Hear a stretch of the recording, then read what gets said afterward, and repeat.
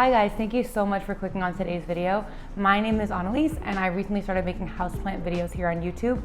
I'm actually super excited to make my June favorites videos today because it marks about a month since I started making videos. My first video is actually my May favorites, which you can go watch if you'd like. And so today I'm going to be talking about my June favorites.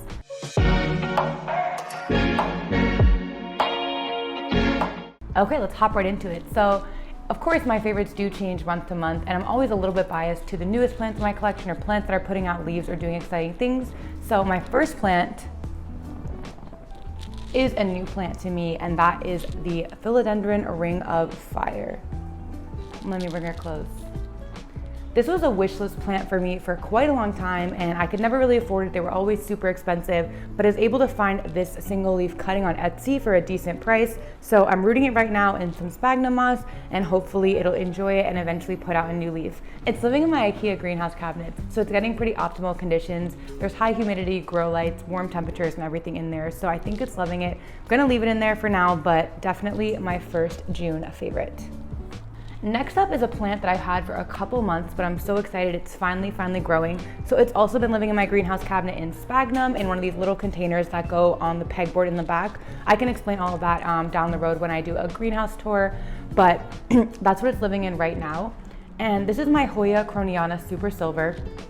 And I got it about 2 months ago and it did absolutely nothing. It wasn't super rooted, so it was rooting for a while and getting acclimated to the environment, but now it's putting out 2 adorable new leaves.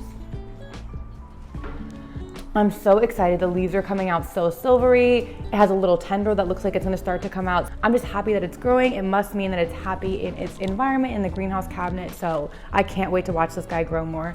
I heard they're pretty quick growers. Once they do start growing, they kind of take off, so I'm excited to see that one grow. Next is a plant I actually have 2 of, and that is the Philodendron Mammy Eye. So what happened with this one is it actually came on an international shipment that got stuck in the mail for a month. So when I got it, it was in really bad shape. The leaves were super droopy. And so I cut it back quite a bit and rerooted it, and now it's grown so much. So I actually have 2 plants of it because I cut it up into a lot of pieces in the hopes that at least one would survive. This plant did have an original leaf, but I eventually cut it off because it was dying. And these are 3 new leaves it's put out since the shipping incident. They're so beautiful. You can see how nice and silvery they are. I have it in this little terracotta pot. I've noticed it does like to dry out pretty well between waterings, but other than that, I don't really do much with it. It just grows and grows and grows. It is in my greenhouse cabinet, so it does have pretty decent humidity, but my other one, which I'll show now, the other one is not in my greenhouse cabinet. It's in my plant room where we do have humidifiers, but we run them a little bit sporadically, so it's not in the best conditions, but as you can see, it's growing so well. This was the original leaf on this part of the plant. It was a little wonky, and then we had some spider mites. You can see the damage there, but it's definitely coming back. It just put out this really big leaf. It's much larger than the other leaves here, so that's pretty exciting. And this one's just living in sphagnum for now. I'm probably gonna transition it to leca pretty soon. I just haven't gotten around to it yet, but it's rooting really well. There's actually roots you can see coming through the bottom of the pot, so I definitely need to put this into something more permanent soon. Okay, next up is a plant that I know has been on a lot of people's wish list for a long time, and then Costa Farms started making it, so it's super widely available now. People have these really beautiful big trailing baskets, and that is the Skindapsis Trubia Moonlight. So mine's very little, as you can see, but I got this plant when there was a huge craze, so they were really hard to get, and it started out with just 2 leaves, and one was coming out during shipping. And then I got this plant in January, and it did absolutely nothing for literally 5 months. Nothing, just sat around. And then randomly, I moved it to a lower light area because I noticed some yellowing on the leaves that looked maybe like light damage, and then it started growing so much more quickly and put out these 2 leaves within like 2 weeks. I mean, look how beautiful that new leaf is. It's like so perfect. I love how light they come in, and they do darken up over time. This is the other new leaf. So I'm hoping that maybe the lower light condition is gonna make it grow a lot more. I think these are so beautiful. It'd be really fun to have like a nice big basket of it.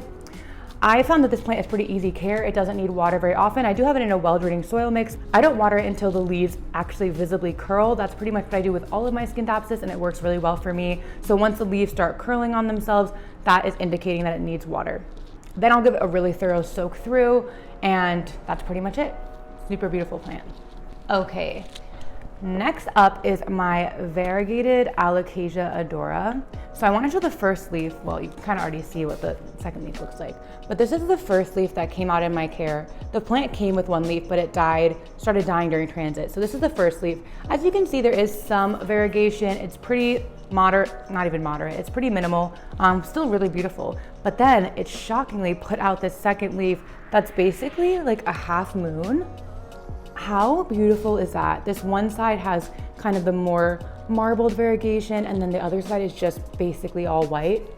That just so much shocked me. And as you can see, it grew up quite a bit in size between the leaves. This one's quite a bit smaller than this. So it is living in LECA, and I actually transitioned it to LECA pretty recently. So I'm glad that it's loving it and doing so well, and I can't wait to see this plant grow really big. I found this plant to be pretty easy care. I've had it in a couple different locations in my house, and it doesn't seem super sensitive to humidity or temperature or anything like that. We'll see with this more white leaf if it has any issues with browning, but I found it to be really easy care. Alocasia initially, when I first started collecting houseplants, alocasia were really tough for me. I killed quite a few. So I found that putting them in LECA, they actually do really well for me. I don't have to stress out about the watering at all if it's in LECA, and they seem to love the nutrients I use. They seem to just love the conditions, and they've been growing really quickly. Okay, and then my last favorite for the month of June, you guys have already seen this plant. This is my Hoya Chelsea. I talked about her in my how to acclimate plants after shipping video, which I will link somewhere above. But I am just so impressed at how well she's doing. So I went through all the acclimation steps, but usually it does take a while, especially for Hoyas, to really fully acclimate to a new environment and start growing. But I've only had this plant for maybe a month, not even a month probably, 2 or 3 weeks, and look at that. It's already throwing out some new growth. That is so crazy for a Hoya, at least for me. My Hoyas always take a couple months before they start growing, and she's doing so well. I just love how she looks. Wow.